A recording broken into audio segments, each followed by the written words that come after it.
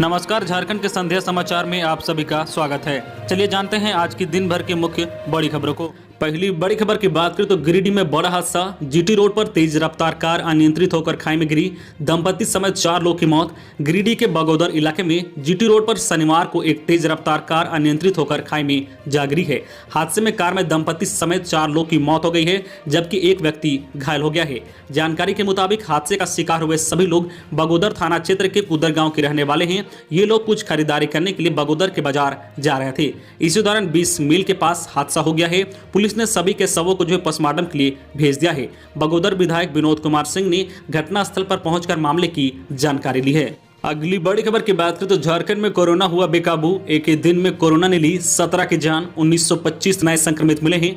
झारखंड में पिछले 24 घंटे में एक ही दिन में कोरोना संक्रमण से राज्य में 17 मरीजों की मौत हो गई है। यह एक दिन में मौत का अब तक का सर्वाधिक आंकड़ा है। इसमें से रांची के 8 संक्रमित हैं, वहीं पूर्वी सिंहभूम से 3, धनबाद से 2, चतरा, गुमला, पलामू और साहिबगंज के एक संक्रमित की मौत हो गई है। दूसरी ओर इस साल का एक दिन में सर्वाधिक 1925 संक्रमित पिछले 24 घंटे मिले हैं। इसमें से रांची के 754 मरीज शामिल है। पूर्वी सिंहभूम से 256 नए संक्रमित मिले हैं। धनबाद से 94, बोकारो से 61, चतरा से 19, देवघर से 52, दुमका से 70, गढ़वा से 28, गिरिडीह से 12, गोड्डा से 25, गुमला से 37, हजारीबाग से 36, जामताड़ा से 55, खुट्टी से 61, कोडरमा से 65 व पश्चिम सिंहभूम से 49 नए संक्रमितों की पहचान हुई है। अगली बड़ी खबर की बात करें तो निःशुल्क चिकित्सा की सौगात। डॉकटॉक ऐप से ऑनलाइन कॉल कर फ्री मिलेगी डॉक्टर की सलाह। अस्पतालों में भीड़ रोकने की प्रशासनिक पहल।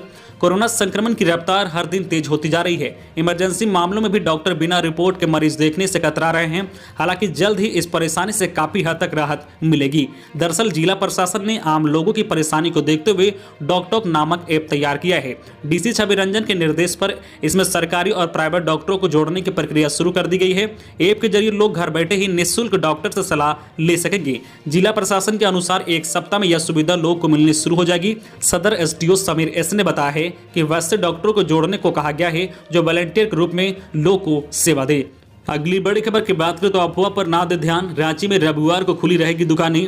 राजधानी रांची में कई जगहों पर यह अफवाह फैलाई जा रही है कि रविवार को बाजार, दुकान, प्रतिष्ठान बंद रहेंगे। जिला प्रशासन रांची ने इस अफवाह का खंडन किया है।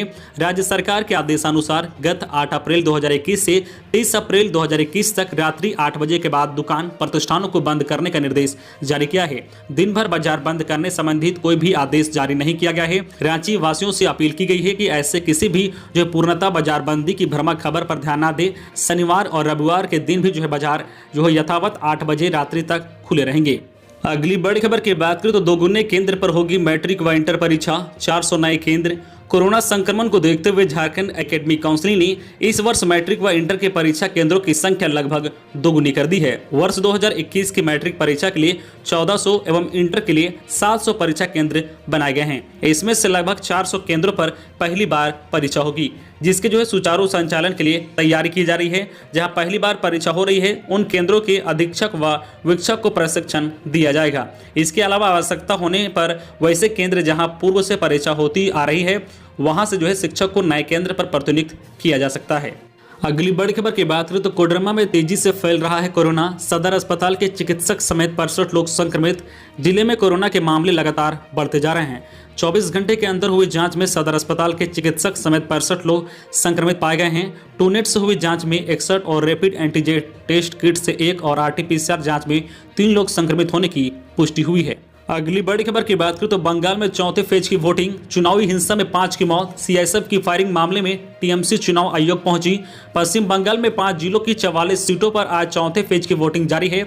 इसी दौरान कई इलाकों में हिंसा की खबरें सामने आई है। कुछ बिहार में हुई चुनावी हिंसा की अलग अलग घटनाओं में 5 लोगों की जान चली गई है। सबसे पहले बूथ नंबर 285 में मतदान केंद्र के बाहर बम फेंके गए हैं और गोलीबारी हुई है। इसमें वोट डालने आए एक युवक की मौत हो गई है। इसके बाद शीतला कुची के बूथ नंबर 126 में भीड़ ने सीआईएसएफ पर धावा बोल दिया और सेल्फ डिफेंस में फोर्स को फायरिंग करनी पड़ी। इसमें 4 लोग की मौत हो गई है और 4 लोग घायल बताए जा रहे हैं। अब मामले में शिरकत करने के लिए तृणमूल कांग्रेस ने चुनाव आयोग का दरवाजा खटखटाया है।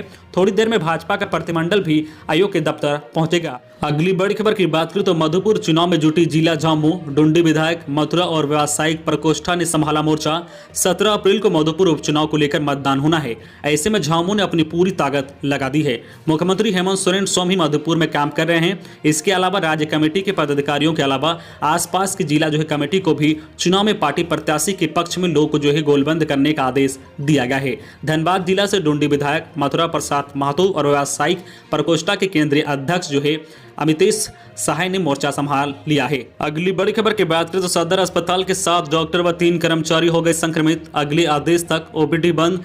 रांची के सदर अस्पताल के 7 डॉक्टर व 3 कर्मचारी कोरोना संक्रमित हो गए हैं। इनके संक्रमित होने की पुष्टि होते ही सदर अस्पताल में हड़कंप मच गया है। अस्पताल में सेवा दे रहे अन्य डॉक्टर व कर्मचारी संयम में हैं। संक्रमित डॉक्टर व कर्मचारी के संपर्क में आए सभी लोग की जांच के लिए सैंपल लिए गए हैं। वही सदर अस्पताल के ओपीडी को अगले आदेश तक के लिए बंद कर दिया गया है। केवल गंभीर मरीजों का इलाज इमरजेंसी में किया जा रहा है। अगली बड़ी खबर की बात करें तो स्पेशल ट्रेन चलाने का निर्णय। महाराष्ट्र में लॉकडाउन की आशंका, धनबाद लौटने के लिए मिली 3 ट्रेन। महाराष्ट्र में कोरोना की दूसरी लहर और संपूर्ण लॉकडाउन की आशंका को लेकर झारखंड और बिहार समेत देश के अन्य राज्यों के मजदूरों का पलायन शुरू हो गया है। मजदूर महाराष्ट्र में कभी भी कर्फ्यू और लॉकडाउन होने के भय से परेशान हैं और मुंबई, पुणे समेत अन्य शहरों में रह रहे मजदूर घर लौटने लगे हैं।